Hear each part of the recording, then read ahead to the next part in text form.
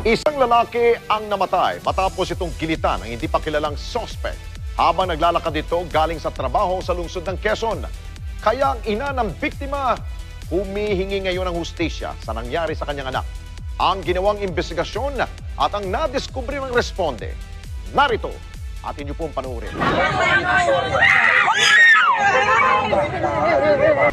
Sinolo niya yung problema niya. Kasi yung alam ko sa kanya, sir, hiwalay na sila, nakipaghiwalay na yung anak ko dun sa babae. Ayaw ng babae, parang dikit ng dikit sa kanya yung babae. Wala po mo siyang kinukwento, sir. Basta itong manugang ko, dahil nag-aaway nga sila, naririnig ko yung pangalan ng babae. Wala siyang kaaway, sir, kundi yan lang. Yan lang talaga gumawa sa kanya.